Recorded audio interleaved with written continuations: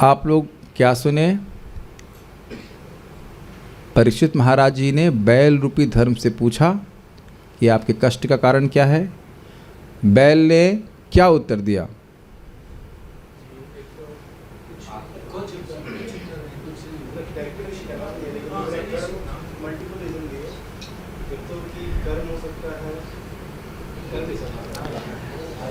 Let's you can answer. बैल ने क्या उत्तर दिया? माइक पे बताइए।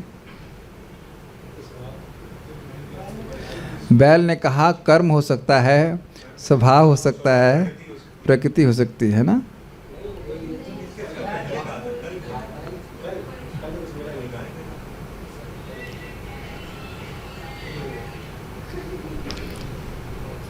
बैल ने क्या कहा था? यही तो बोल रहे थे। बैल ने कुछ नहीं कहा था, खाली बैल ने ये कहा था कि आप विमर्शन कीजिए स्वमनीषया।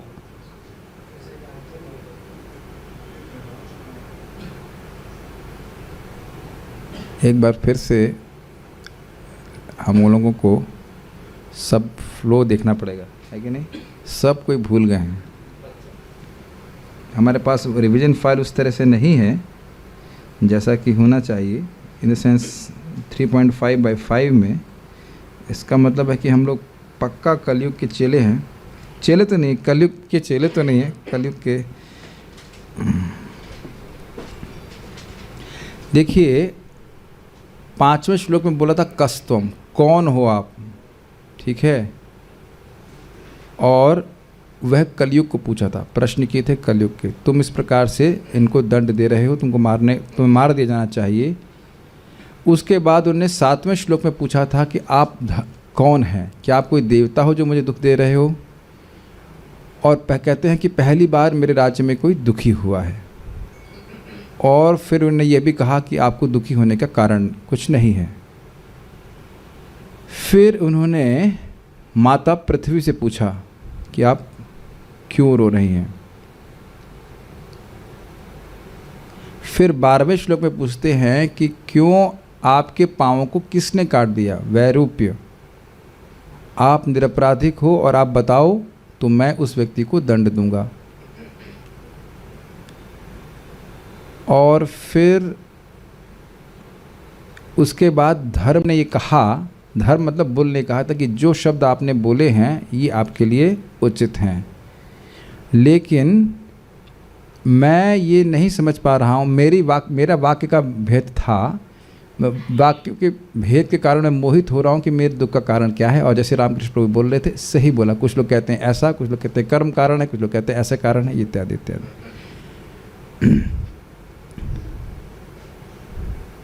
और फिर उन्हें 20वें श्लोक में कहा कि कुछ लोग ऐसा सोचते हैं कि अप्रतर्क्यात अनिर्देशात, अर्थात वस्तुतः भगवान ही कारण है, अंतिम कारण भगवान है, लेकिन भगवान माया शक्ति के द्वारा लोगों की सुख दुख की व्यवस्था करते हैं। ये बात हमारे कंक्लूजन में सुना। जब इस प्रकार से, फिर सूत गोस्वामी जी कहते हैं कि जब इस प्रकार से धर्म की बात सुनी, तब वो कहते हैं कि हाँ आप निश्चित रूप से धर्म है। ये उन्होंने बताया नहीं था कि मैं धर्म हूँ, उन्होंने बताया कि आप धर्म हो, क्योंकि आप धर्म के सिद्धांत को जानते हो कि जो व्यक्ति पाप करता है उसकी सूचना देने वाले को वही गति प्राप्त होती है, अथवा देव माया, या आप माया, देवता की माया, भगवान की माया से मोहित होकर समझ नहीं पा रहे हैं कि क्या कारण है आपके दुख का, इसलिए भी आप नहीं बोल रहे हो। और फिर उन्होंने अनुवाद किया उनके 3 कटे हुए पाँवों का, ठीक है, बेसिकली 4 पाँवों का। 4 पाँव क्या है, याद, इतना तो याद होगा, सत्य, दया, पवित्रता और तप। और उसमें से 3 समाप्त हो गए थे, सत्य खाली बचा था। और इसके बाद उन्होंने पृथ्वी के बारे में बोला कि पृथ्वी भगवान के चरण विन्यास से बहुत सुखी थी, भाग्यशालिनी थी, और भगवान चले गए हैं तो वह अपने आप को अभागी मान करके रो रही है। और अब हम आज सुनेंगे कि ऐसा बोल करके धर्म और पृथ्वी के बारे में विवेचना करके, या विचार करके, विमर्शन करके परीक्षित महाराज ने क्या किया। लिंक तो बड़ा स्पष्ट समझ में आ रहा है, तो अब मेरे पीछे बोलिए। प्रथम स्कंद 17वां अध्याय 28वां श्लोक।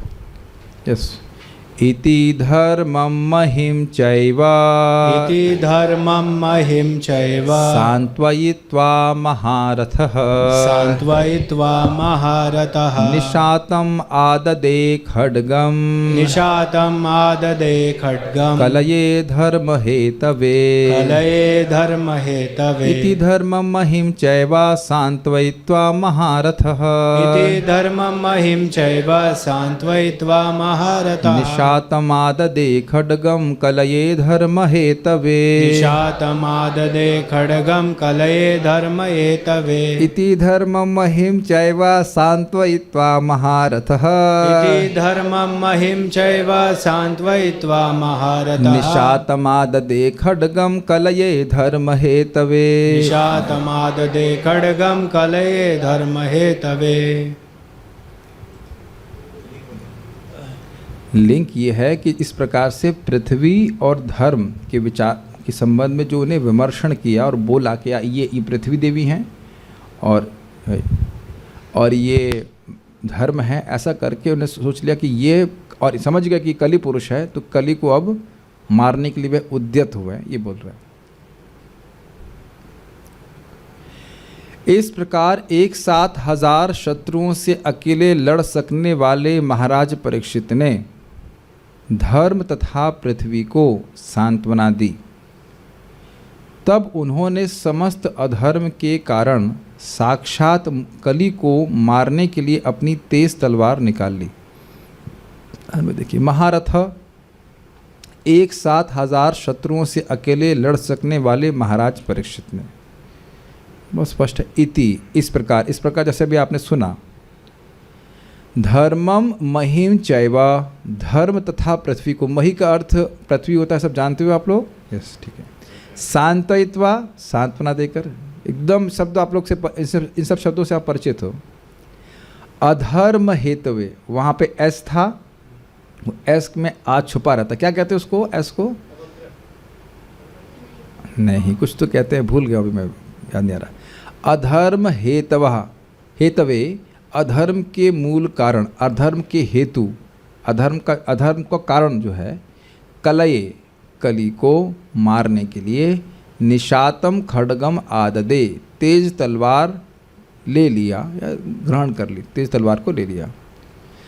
इति धर्मम महिम चैवा, इस प्रकार धर्म और पृथ्वी को सांत्वयित्वा, सांत्वना देकर के, महारथा 1000 योद्धाओं से अकेले युद्ध करने में समर्थ महाराज परीक्षित ने निशातम आददे खड्गम, निशातम करते भी हमने क्या लिया है, तेज, हाँ, तेज खड़ग को हाथ में धारण कर लिया। क्यों कर लिया, तो कलये अधर्म हेतवे, जो अधर्म का, अ दिख रहा है आपको, एस में अ छुपा हुआ है, संधि के कारण से हो रहा है। अधर्म हेतवे, कली को मारने के लिए जो अधर्म का हेतु है। कली को क्यों मार रहे हैं, क्योंकि अधर्म को फैलाने वाला है। अच्छा, ये याद है कि अधर्म को वो कैसे फैलाता है, अधर्म के पांव याद आ रहे हैं कुछ, अधर्म के पांव बताइए माइक पे, गर्व, ढूंढो अधर्म, पेपर में ढूंढो, नोट्स में याद नहीं रखना कुछ। स्त्री में अत्यधिक आसक्ति, गर्व और नशा, तो 3 टांग पे कैसे चलेगा, एक और होना चाहिए ना, असत्य, यस ठीक है। मैं इस पे आज विचार कर रहा था तो मुझे स्मरण आया ब्रह्मा जी का। ब्रह्मा जी दूसरे स्कंद में भगवान से प्रार्थना करते हैं, जहाँ तक मुझे स्मरण हो रहा है, कि भगवान मैं सृष्टि तो करूं। उन्होंने तपस्या करी कि नहीं, बहुत तपस्या करी, और उस कारण से उनको बहुत बल भी प्राप्त हुआ, लेकिन कह रहे हैं कि भगवान कभी भी सृष्टि के क्रम में मुझको ये अहंकार न हो कि मैं सृष्टि करता हूँ। ये लोग थोड़ा सा भागवत पढ़े हुए हैं तो इस बात को आप समझेंगे। तब मैं लिंक कर रहा था कि हाँ, किस प्रकार से गर्व के द्वारा व्यक्ति की तपस्या नष्ट हो जाती है। एक बात तो मुझे स्मरण एकदम आ रही थी, ठीक है, तो ये कली को नष्ट करने के लिए ऐसा किया उन्होंने। सारार्थ दर्शनीय, महाराज परीक्षित ने कलये अर्थात कली का वध करने के लिए तलवार उठा ली। यह उनके अभिप्राय को व्यक्त करता है। देखिए, संस्कृत में नहीं लिखा है कि मारने के लिए निकाल,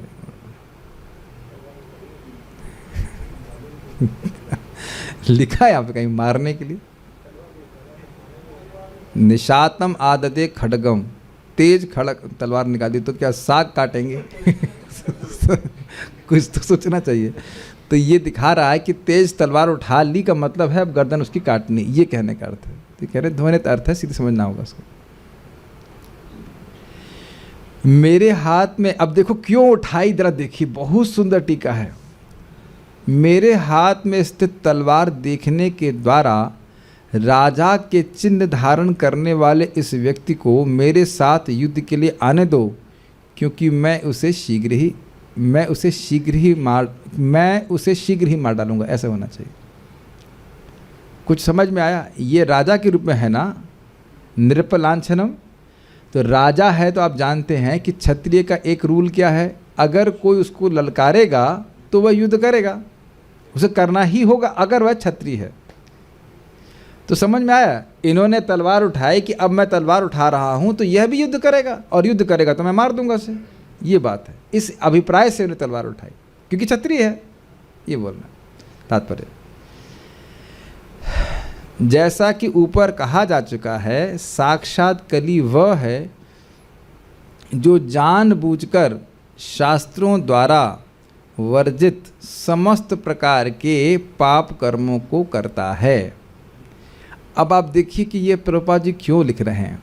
आप जान रहे हैं कि वह जो राजा के वेश में था उसे पता है कि गाय को मारना, बैल को मारना पाप है, फिर भी वो जानबूझ के कर रहा था। और उससे पूछो कि तुम्हारा प्रयोजन क्या सिद्ध हो रहा है, तो प्रयोजन कुछ सिद्ध नहीं हो रहा था। ये सोचने वाली बात है, इस पर हमने गौर नहीं किया। उसको कुछ नहीं मिल रहा था इससे, लेकिन मार रहा था। गाय को मारने से किसी को क्या प्राप्त हो जाएगा बताइए? कुछ भी नहीं, अब तो बहुत बड़ा धर्म होगा। तो ये एक बड़ी इंटरेस्टिंग बात है। यदि हम कली के प्रभाव से मुक्त हुए हैं तो इस लाइन के आधार पर हमें क्या करना चाहिए या हम क्या करेंगे? हम शास्त्र के विरुद्ध आचरण नहीं करेंगे। सीधी सीधी बात है। ये बात ध्यान रखिएगा, थोड़ा डरावनी बात है कि जिसको शास्त्र नहीं पता है और वो पाप करता है उसको दंड मिलता है, लेकिन जिसको शास्त्र पता है और फिर वो जानबूझ करके तोड़ता है तो उसको और अधिक दंड प्राप्त होता है। तो ये थोड़ा सोचने वाली बात है। यह कलयुग निश्चित रूप से कली के समस्त कार्यकलापों से भरा हुआ रहेगा, लेकिन इसका अर्थ यह नहीं है कि समाज के सारे नेता, प्रशासक, विद्वान तथा बुद्धिमान व्यक्ति या सबसे ऊपर भगवत भक्त हाथ पर हाथ धरे बैठे रहें और कलयुग के सारे कार्यों के प्रति निश्चेष्ट हो जाएं। ये समझ में आए? अब क्या कर सकते हैं भाई, कलयुग है तो जिसका जितना सामर्थ्य है उतनी मात्रा में उसे कलयुग को दूर करने का प्रयास करना चाहिए अपने व्यक्तिगत जीवन में, और जो उसके कह सकते हैं आश्रित हैं या जो उसके अंडर में रह रहे हैं उनको दोनों को दूर करने का प्रयास करना चाहिए। Is it not? इसमें कोई कॉम्प्रोमाइज़ नहीं करना चाहिए। और आप जानते हैं बड़ा स्पष्ट है, भागवत धर्म का अनुशीलन करने से व्यक्ति कली के प्रभाव से मुक्त हो जाएगा। प्रभुपाद उदाहरण दे रहे हैं, वर्षा ऋतु में निश्चित रूप से प्रचुर वर्षा होती है, लेकिन इसका अर्थ यह नहीं कि लोग वर्षा से बचने के लिए साधन ना अपनाएं। समझ में आया? बारिश होती है तो क्या बारिश को ही रोक लेते हैं हम, लेकिन छाता खोल लेते हैं। और भाई छाते में कम से कम एक आदमी तो आ ही जाएगा, हो सकता है एक और आदमी आ जाए। इतना बड़ा छाता नहीं है कि 4-5 लोग ले सकते, कम से कम एक तो आदमी तो बच जाना चाहिए। तो एक बहुत बड़ी होप दिखा रहे हैं प्रभुपाद जी यहाँ पे।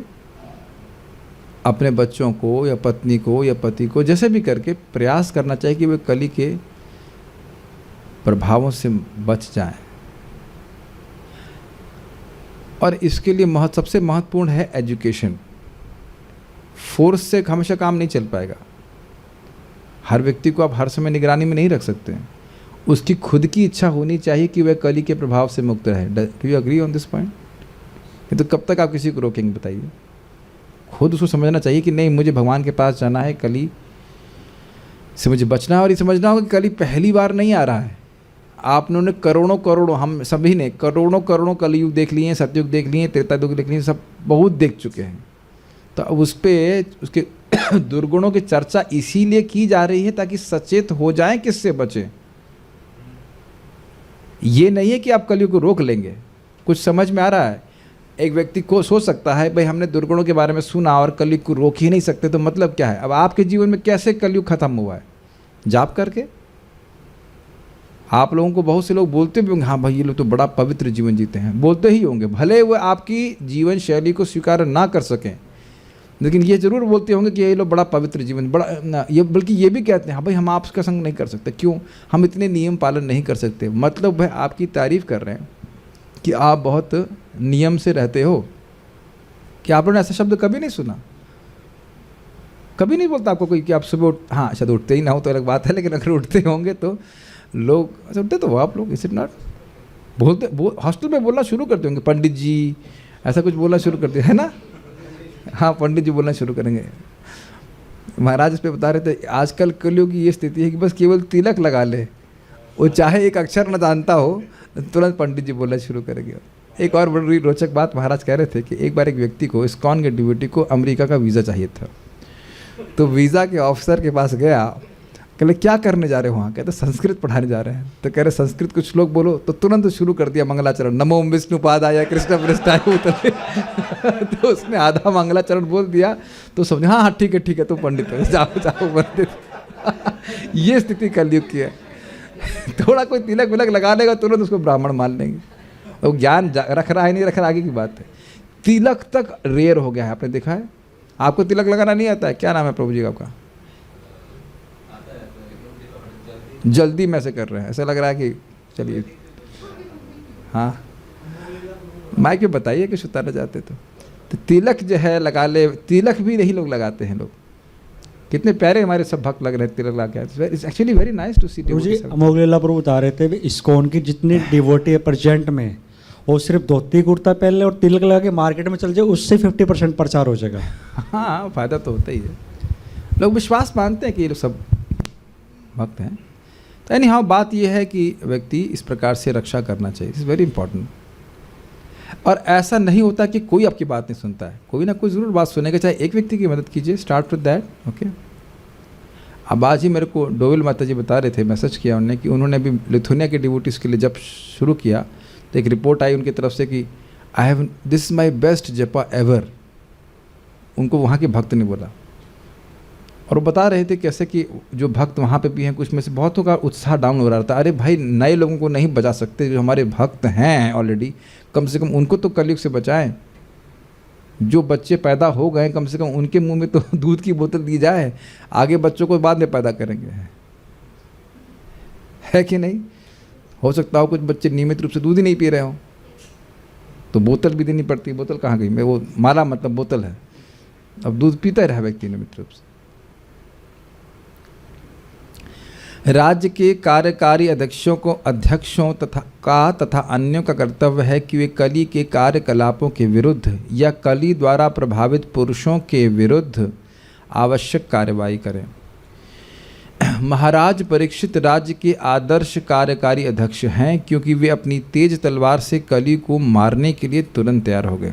प्रशासकों को चाहिए कि वे केवल भ्रष्टाचार विरोधी प्रस्ताव पारित न करें, अपितु उन्हें चाहिए कि भ्रष्टाचार फैलाने वाले पुरुषों को प्रमाणित शास्त्रों की दृष्टि से पैनी तलवार लेकर मारने के लिए उद्यत रहें।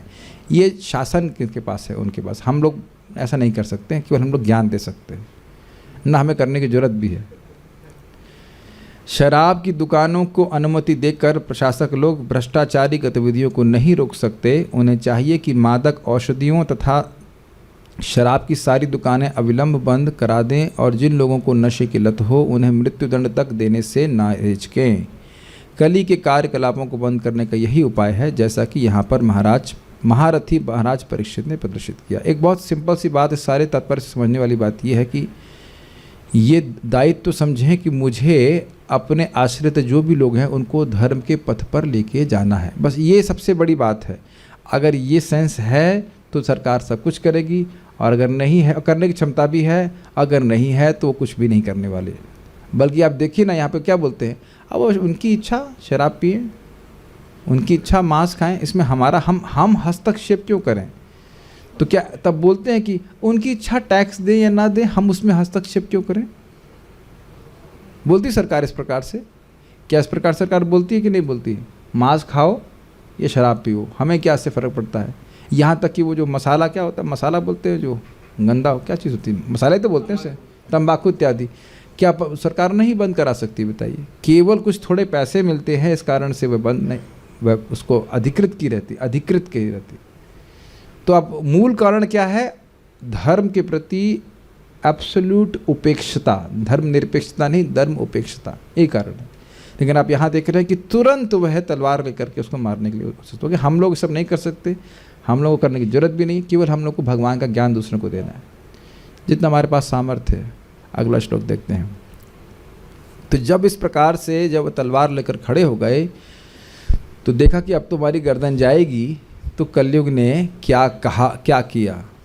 मेरे पीछे बोलिए। तम जिघांसुम अभिप्रेत्य, तम जिघांसुम अभिप्रेत्य, विहाय नृपलांछनम, विहाय नृपलांछनम, तत्पादमूलम शिरसा, तत्पादमूलम शिरसा, समगाद भय विह्वलः, समगाद भय विह्वलः। तम जिघांसुम अभिप्रेत्य विहाय नृपलांछनम, तम जिघांसुम अभिप्रेत्य विहाय नृपलांछनम, तत्पादमूलम शिरसा समगाद भय विह्वलः, तत्पादमूलम शिरसा समगाद भय विह्वलः।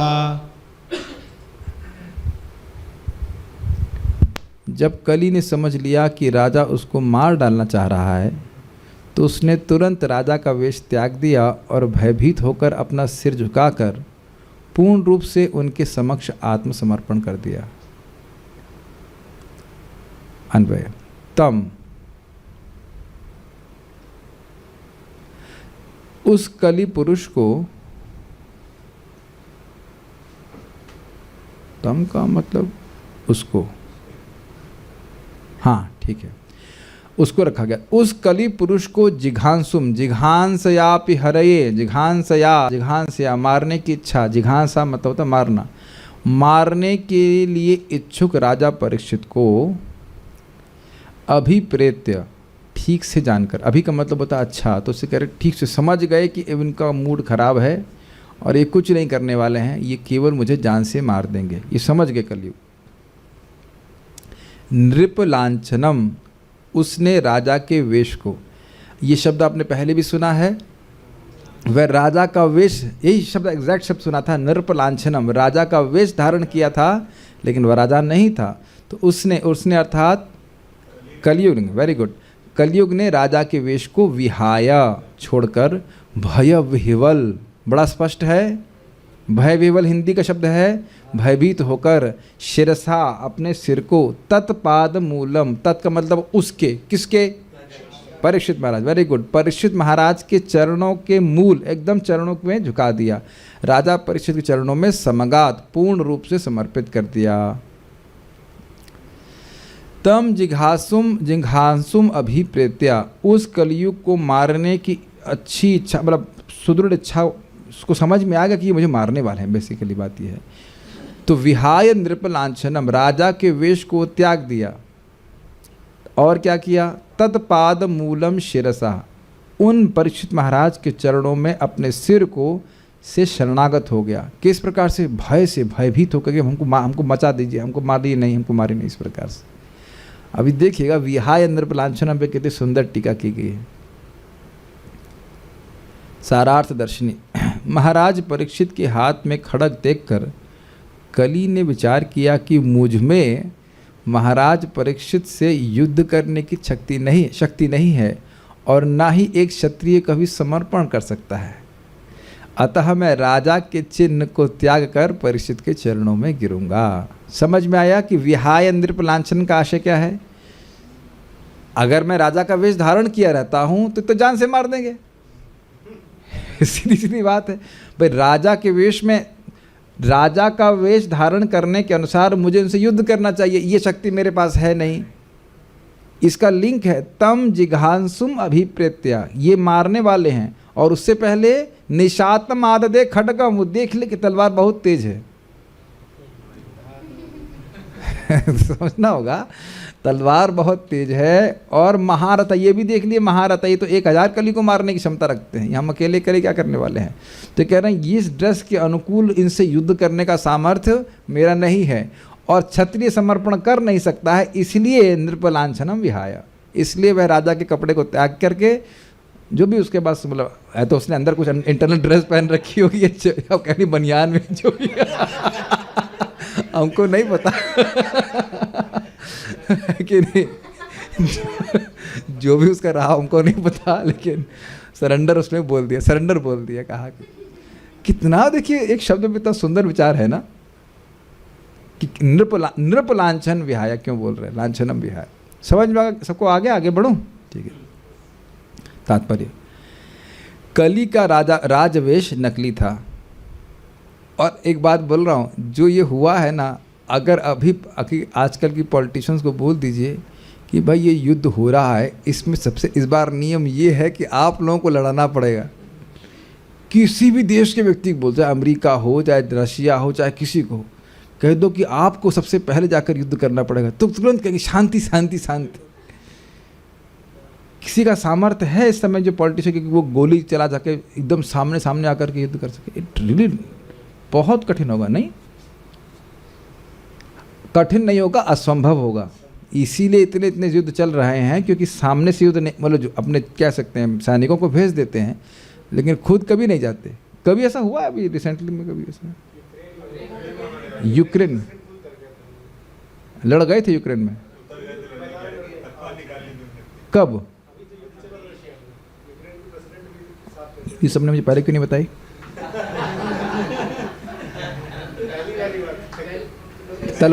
तलवार लेके उतरे हो? हाँ, अच्छा, तो ये अच्छा, तो एक बार ऐसा हुआ है, मतलब अभी रिसेंटली ऐसा हुआ है, तो फिर क्या उनको बाद में वापस भेज दिया सपोर्ट? हाँ,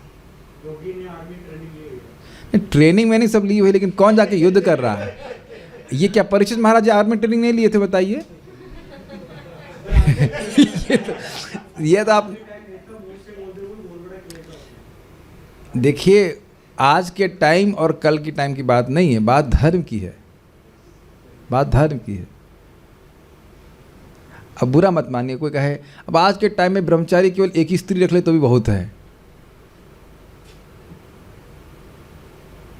अब ये स्वीकार कर लेंगे हम लोग तो ब्रह्मचारी है ना, क्या ये स्वीकार्य होगा पार्थ प्रभु? एकदम स्वीकार्य नहीं होगा ना। मैं थोड़ा सा अजीब सी बात बोल रहा हूँ, क्योंकि बात है अजीब। राजा होकर के युद्ध नहीं कर रहे हैं, ट्रेनिंग लेने से क्या होगा बताइए, है कि नहीं?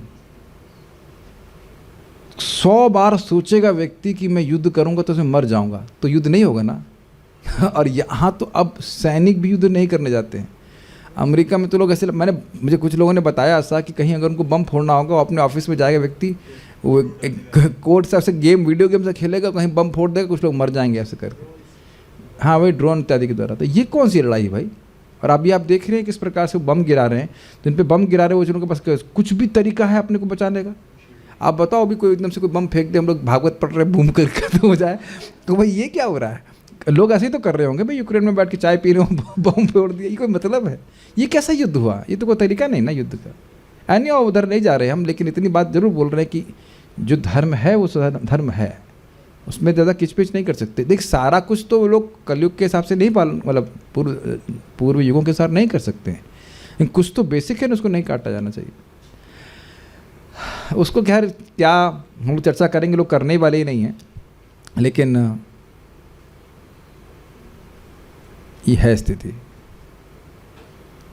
परीक्षित महाराज तो नहीं डर रहे हैं ना कि कहीं कलयुग के पास एटम बम तो नहीं है। कितना सामर्थ्य है इनका, इतना। अब सामर्थ्य का भी अभाव है, और अब बहुत दुख की बात है ना, हम जैसे लोग, सामान्य लोग, इज इट नॉट, जो कुछ भी युद्ध करने से उनका कोई प्रयोजन नहीं, उन पे जाके बम गिरा दिया, तुम्हारा कौन सा ये सामर्थ्य है बताइए? क्या सामर्थ्य सूचित कर रहे हो? सामने सामने जाके लड़ाई करो। तात्पर्य, कली का राजवेश नकली था। राजा या क्षत्रिय के लिए राजवेश उपयुक्त होता है, किंतु जब निम्न जाति का मनुष्य राजा का बनावटी वेश धारण कर लेता है, तो महाराज परीक्षित जैसे प्रामाणिक क्षत्रिय की ललकार से उसकी असली पहचान प्रकट हो जाती है। यही तो बात मैं बोल रहा था अभी। असली क्षत्रिय कभी आत्मसमर्पण नहीं करता। देखिए प्रभुपाद जी क्लियरली बोल रहे हैं यहाँ पे, वह अपने प्रतिद्वंदी क्षत्रिय की ललकार को स्वीकार करता है और या तो मरते दम तक लड़ता है या जीतता है, और उससे क्या प्राप्त होता है उसको? वही गति जो सन्यासी को प्राप्त होता है। सच्चा क्षत्रिय आत्मसमर्पण करना तो जानता ही नहीं। कलयुग में न जाने कितने ऐसे छद्म वेश धारण करने वाले हैं जो प्रशासकों का स्वांग करते हैं, किंतु उनका भेद तब खुल जाता है जब असली क्षत्रिय उन्हें ललकारता है। ये तो मैं पहले बता चुका हूँ, फिर से बताऊँगा। ये बहुत पुरानी घटना है। जब भारत की पार्लियामेंट पे अटैक हुआ था, मुझे पता नहीं कौन से साल में हुआ था, 2000 मुझे नहीं पता, लेकिन मुझे वो दृश्य याद है। उस वक्त न्यूज़ ऐसे देखते, बहुत रुचि नहीं थी, लेकिन उस दिन ऐसे देख रहा था मैं, तो मुझे बड़ी हंसी आई थी। एक मैडम थी, वो कोई मंत्री होंगी, कुछ रही होंगी, हमको याद नहीं है। हम इन आतंकवादियों से बिल्कुल नहीं डरते हैं, हम वो। इतने में किसी ने, मिलिट्री वाले ने, जो बम फेंक गए थे उसको डिफ्यूज़ कर दिया था, तो भुम से फटा, एकदम बड़बड़ा के नीचे गिरी। तो यही क्षत्रियाणी है। इतनी हंसी आई। असली बम, मतलब बम पूरा नहीं फूटा था, उसे डिफ्यूज करके फोड़ा गया था, एकदम बिल्कुल जमीन पे भड़बड़ करके गिर गई। जब बम दूर फटा है, आवाज से गिर रही है, तो क्या ये रक्षा करेंगे बताइए? एकदम मुझे आज तक वो बात याद है। वो कौन थी वो मिनिस्टर हमको नहीं पता, लेकिन इस प्रकार से ठीक है। तो ये सब स्थिति है, क्या रक्षा होगी? अतएव जब छद्म वेशधारी कली ने देखा कि महाराज परीक्षित से युद्ध करना उसके बूते के बाहर है, बूते के बाहर मतलब सामर्थ्य के बाहर है, तो उसने अधीनस्थ के समान अपना सिर झुका दिया और अपना राजवेश उतार दिया। स्पष्ट समझ में आ रहा है? नृपलांछनम विहाय। आखिरी श्लोक आज का। पतितं पादयोर्वीरः, पतितं पादयोर्वीरः, कृपया दीनवत्सलः, कृपया दीनवत्सलः, शरण्यो नावधीत् श्लोक्या, शरण्यो नावधीत् श्लोक्या, आह चेदं हसन्निव, आह चेदं हसन्निव। शरणागत के रक्षक तथा इतिहास में प्रशंसनीय महाराज परीक्षित ने उस दीन शरणागत तथा पतित कली को मारा नहीं, अपितु वे दयापूर्वक हंसने लगे, क्योंकि वे दीन वत्सल जो हैं। इसके श्लोक में बहुत सारी बातें आपको सीखनी होगी। अन्वय। पादयोः पतितम, पैरों पर गिरे हुए कली को। अब पतितम के दो अर्थ लिए गए। पतितम का अर्थ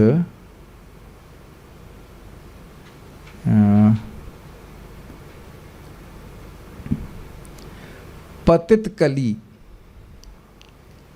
तो पतित का दो अर्थ हो सकते हैं, एक जो उनके चरणों पे गिरा हुआ था और एक जो निकृष्ट है। दोनों अर्थ में ले लीजिएगा। तो इसलिए इसको अनुवाद ऐसे रखा गया कि आप दोनों अर्थ ले सकते हैं। तुम तो भाई बड़े गिरे हुए इंसान हो, सुना है शब्द। और गिरा हुआ व्यक्ति, गिरा हुआ मतलब जो गिर गया है नीचे।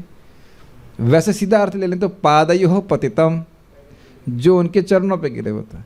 या आप ऐसे ले लीजिए, पैरों पे गिरा हुआ व्यक्ति, खराब व्यक्ति। लेकिन सीधा अर्थ ले लेते हैं, पैरों पर गिरे हुए कली को दीन वत्सल, दीन के प्रति दयालु, जो दीनहीन इत्यादि हैं उनके लिए। शरण्य और शरणागत के रक्षक, ये किसका वर्णन है? परीक्षित महाराज का। शरण में आए वाले व्यक्ति को वह शरण देते हैं। श्लोक्य, जो गायन किए जाने योग्य, अर्थात उनके ऐसे गुण थे जिनको गाया जाए। परीक्षित महाराज के ऐसे गुणों का वर्णन तो ब्राह्मणों ने उनके जन्म के समय ही कर दिया था। तो 3 गुण किनके आपको समझ में आ रहे हैं? परीक्षित महाराज के 3 गुण समझ में आए, दीन वत्सल, शरण्य और श्लोक्य। और श्लोक शब्द आप कहीं और सुनते हैं? किसी के नाम में आता है उत्तम श्लोक। Very good, very good. तो वीरः, ये चौथा गुण का है। ऐसे वीर राजा परीक्षित ने कृपावश न अवधीत, उसका वध नहीं किया। मैं समझता हूँ अन्वय से बड़ा स्पष्ट समझ में आ रहा होगा। हसन इव च, और मानो हंसते हुए इदम आहा। अब मानो व्याख्या की जाएगी कि हंस क्यों, ऐसा क्यों लग रहा था कि वो हंस रहे हैं। मानो हंस रहे हों तो मतलब जोर से ठठा कर नहीं हंस रहे थे, मुस्कुरा रहे थे मात्र, लेकिन क्या कारण था हंसने का वह देखेंगे। इदम आहा, ये बोला, संस्कृत देखिए। पतितम पादयो, जो उनके चरणों में गिर गया था। वीरः, वीर परीक्षित महाराज। कृपया दीन वत्सला, कृपावश और उनकी स्वयं की दीन वत्सलता के गुण के कारण, शरण्यता के कारण, वो शरण में आए व्यक्ति को रक्षा करते हैं। न अवदीत, उसका वध नहीं किया। श्लोक्या, परीक्षित महाराज के गुणों का वर्णन किया जाता था। इदम हसन निवाह, मुस्कुराते हुए, मानो मुस्कुराते हुए। इदम आहा, आहा च इदम, और मानो मुस्कुराते हुए यह कहा। क्या कहा वो हम कल सुनेंगे, लेकिन अभी जो स्थिति है वो हम देख रहे हैं। सीन क्लियर हो रहा है। हाथ में तलवार है, कलयुग ने देखा, अपना शर्ट उतार दी, कोट उतार दिया, ऐसे कह लीजिए, उतार करके शरण में आ गया। तो अब मुस्कुरा रहे हैं और मानो मुस्कुरा रहे हैं, और ऐसे करके बोलेंगे कुछ, ठीक है। ये आप लोगों के कभी मन में आता नहीं कि राणा सांगर ने, क्या नाम था उसका, खिलजी क्या नाम था जिसने हराया? नहीं, अलाउद्दीन खिलजी नहीं था, कौन था वो जिसने उनको, मोहम्मद गोरी को राणा सांगा थे ने, सॉरी, महाराणा प्रताप ने 17 बार 16 बार, हाँ मैं भूल रहा हूँ, पृथ्वीराज चौहान, हाँ पृथ्वीराज चौहान ने 16-17 बार हराया था ना, 17, और हर बार छोड़ देते थे। तो मैं एज अ बच्चे के रूप में सोचता क्या वो उतने बुद्धू थे जब जीत लिया तो गर्दन काट देनी चाहिए थी। लेकिन ये क्षत्रियों का गुण है कि कोई शरण में आ जाए तो फिर वो नहीं मार सकते। अरे वो तो सब था, लेकिन जब पहली बार हराया तो मार देते, मुंडी काट देते, खत्म कहानी। ये लोग देखा है, ये लोग अब नाम नहीं रखते कौन लोग, लेकिन समझ रहे हैं ये लोग पीछे से भी मारने के लिए उत्सुक रहते थे, मारते ही थे।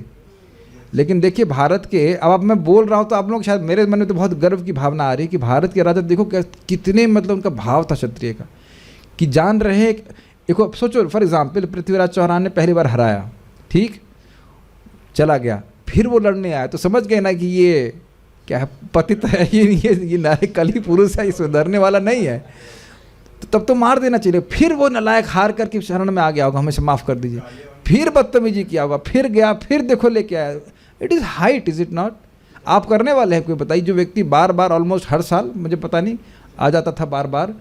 अरे जरासंध तो बहुत पीछे चला गया, अभी की बात करिए ना, अभी भी राजाओं में ऐसा गुण था कि नहीं? एक्चुअली आप विचार कीजिए, क्या आप ऐसे राजा को प्रेम नहीं करना चाहेंगे? जस्ट फॉर अ मोमेंट, कि मान लो पृथ्वीराज चौहान इस समय हमारे प्राइम मिनिस्टर होते तो देश की जनता कितने समर्पित होती। एक्चुअली सभी लोग उनके लिए जान देने के लिए तैयार रहते। मैं बोल रहा हूँ तो मैं रोमांचित हो रहा हूँ। एक्चुअली आई एम फील, अगर ऐसा राजा हो जो भक्त हो, वो लोग बहुत बड़े डिवोटी थे भगवान के भक्त हों, अपना जीवन समर्पित करना चाहें, तो क्यों नहीं प्रजा उनको देना चाहिए? कौन ऐसा व्यक्ति है जो कर नहीं देना चाहेगा राजा को, बताइए? सी इज लव। राजा प्रेम कर रहे हैं, परीक्षित महाराज, युधिष्ठिर महाराज प्रेम कर रहे हैं। याद आ रहा है, पृथ्वी और अन्य सारे लोग अपने आप सारी वस्तुएं दिया करते थे, पेड़ पौधे भी। ऐसा नहीं हुआ कि क्या कहते हैं उसको, डिक्टेटर टाइप के नहीं थे, वो अत्यंत प्रेम करने वाले थे, सबको एकदम बच्चे की तरह प्रेम करने वाले थे। आई मीन जस्ट रिसेंटली की बात सोचिए, और सोचिए कि अब और पीछे जाए, भरत महाराज और युधिष्ठिर महाराज, उनके राज में कितना प्रेम करते होंगे अपने राजा से। ये बात आगे क्लियर होगी जब परीक्षित महाराज को वो शाप दे देता है, तो वो ऋषि को बहुत दुख होता है, कहता है भगवान हमको क्षमा करें, इतना बड़ा हमसे अपराध हो गया। This has to be understood. अब कौन प्रेम कर रहा है बताइए? ना राजा प्रेम कर रही है, ना प्रजा प्रेम कर रहा है, ना प्रजा प्रेम। सामर्थ्य नहीं है, कोई गुण भी तो नहीं है कि इनको गाया जा सके। आज भी देखिए मैं बोल रहा हूँ तो मुझे बड़ा गर्व हो रहा है कि हमारे देश में इस प्रकार के राजा हुआ करते थे, है कि नहीं? जबकि देखा नहीं, थोड़ा थोड़ा हम अप्रिशिएट कर पा रहे हैं कि कितना उनका ये शरणता का, दीन वत्सलता का गुण था। नहीं तो हमारी जगह, हम उनकी जगह होते तो अगर ऐसा होता तो मार देते, खत्म कर देते। Is it not? महाराज परीक्षित ने भी विचार किया कि चूंकि यह शरणागत हो गया है, अतः यह मेरे द्वारा वध करने योग्य नहीं है। और क्यों नहीं है, बहुत ही ध्यानपूर्वक सुनिए। फिर भी यदि मैं इस दुष्ट व्यक्ति को मार दूंगा तो एक शरणागत की हत्या के कारण जो अधर्म अभी प्रकट हुआ है वह फैल जाएगा। परीक्षित महाराज कली पुरुष को क्यों मारते? ताकि अधर्म ना फैले। समझ में आया? और धर्म क्या है राजा का? कि जो शरणागत है उसे कभी नहीं मारना चाहिए। तो अधर्म की स्थापना करने वाले परीक्षित महाराज स्वयं हो जाते, इसलिए नहीं मारा। क्या रेंज है, देखिए कितना अद्भुत कमेंट्री है कि नहीं? माइंड ब्लोइंग, अद्भुत बात है। तथा यह मुझ में भी प्रवेश करेगा और व्याप्त अधर्म के कारण मरेगा भी नहीं। भाई आप सोचिए ना कि व्यक्ति अधर्म कर रहा है तो करने से पहले उसके चित्त में अधर्म व्याप्त होना चाहिए कि नहीं? उसके चित्त में धर्म और अधर्म की विवेचना या उसका क्या कह सकते हैं, डिस्क्रिमिनेशन कहेंगे उसको, विवेक, वो नष्ट होना चाहिए तभी तो करेगा। तो क्या ये विवेक परीक्षित महाराज के चित्त में था? बिल्कुल था। वो जान रहे थे कि ये मेरा धर्म है कि जो भी मेरी शरण में आया है मुझे उसकी रक्षा करनी चाहिए। तो वही सोचिए कि अगर मैं उसको मार दूंगा तो अधर्म मेरे चित्त में व्याप्त हो जाएगा। तो ये तो मैं उसको भले बाहर मार रहा हूँ लेकिन ये तो मेरे मतलब हृदय में घुस जा रहा है और अधर्म को स्थापना मैं ही स्वयं ही करने वाला हूँ। इट्स अमेजिंग, नहीं? यह सोचते हुए महाराज परीक्षित तनिक हंसे। अब समझ में आ रहा है कि हंसे क्यों। सब लोग अप्रिशिएट कर पा रहे हैं कि देखो मैं इसको मारने के लिए सोच रहा था, लेकिन अब ये तो विशेष घटना हो गई कि ये मेरे शरण में आ गया। अब शरण में आ गया है तो मारूंगा तो धर्म हो जाएगा और ये मेरे हृदय में घुस जाएगा और मैं ही अधर्म को स्थापित करूंगा। तो इसलिए मुस्कुराए, तनिक हंसे, क्योंकि उन्होंने अपना क्रोध अभी तक नहीं त्यागा था। दूसरा कारण समझ में आ रहा है? हसन इवा, हंस क्यों रहा है समझ में आ रहा है। लेकिन अब ऐसा नहीं कि बहुत प्रसन्न है, क्योंकि क्रोधित हैं इस कली की करतूत देख करके। सब कुछ बैलेंस हो पा रहा है। हंसे क्यों? अरे अब इसको मारना चाह रहे थे और अब देखिए यही शरण में आ गया है।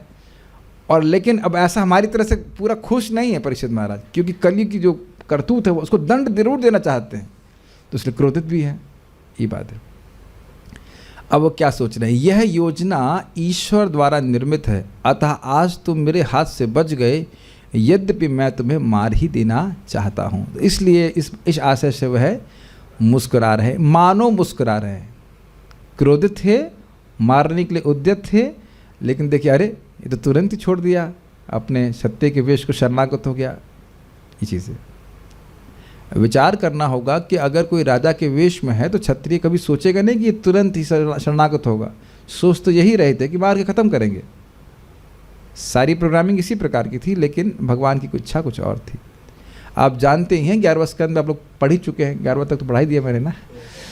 तो उसमें लिखा हुआ है कि भगवान स्वयं कली की पढ़ाना चाहते थे और व्यवस्था भगवान से करी थी। जो लोग नहीं सुने उनको लेक्चर से दे दिए जाएंगे सुनने के लिए। तात्पर्य, जब एक सामान्य क्षत्रिय भी शरणागत व्यक्ति को नहीं मारता तो महाराज परीक्षित के लिए क्या कहा जाए, जो स्वभाव से दयालु तथा गरीबों पर सदय हैं, दया से युक्त हैं। वे हंस रहे थे क्योंकि छद्म वेशधारी कली ने निम्न जाति के व्यक्ति के रूप में अपनी पहचान प्रकट कर दी थी और वे सोच रहे थे कि यह कितनी विडंबना है कि जिस पैनी तलवार से वे जिस किसी का वध कर देते थे उससे यह दीन निम्न जाति वाला कली सामयिक आत्मसमर्पण के कारण बचा जा रहा है। समझ में आया? वो जान रहे थे कि इस खड़क से मैंने महान बड़े बड़े जो अधर्मी लोगों को वध कर दिया है, लेकिन देखो ये कितना चालू है। अगर कहा जाए तो चालू समझते हैं आप लोग? चालू भाषा हो गई। चालाक है या जो भी है, इसकी बुद्धि देखो कि समझ गया कि अगर ये मेरी शरण में आ जाएगा तो मैं इसको नहीं मारूंगा, इसलिए शरण में आ गया, इसलिए मुस्कुरा रहे। इसलिए इतिहास में महाराज परीक्षित के यश तथा सदयता का गुणगान किया जाता है। इसीलिए श्लोक के शब्द की प्रपात व्याख्या कर रहे हैं। वे सदय दया से युक्त तथा कृपालु सम्राट थे और अपने शत्रु को भी शरण में लेने वाले थे। इस तरह दैवी इच्छा से कली बच गया। तो ये समझ में आ गया सब कुछ। आज यहाँ पे समाप्ति हो रही है। इसके बाद राजा क्या करते हैं हम कल देखेंगे। ओके। ठीक है, तो यहाँ पे और कोई मेरे ख्याल से कोई टीका या कोई प्रश्न नहीं है, तो समझ में आ ही गया होगा आज। तो मैंने बोला था जल्दी हो जाएगा, तो जल्दी हो जाएगा। आगे क्या होगा कल देखेंगे। श्रीमद् भागवतम की जय, श्रील प्रभुपाद की जय, ताई गौर प्रेमानंदे।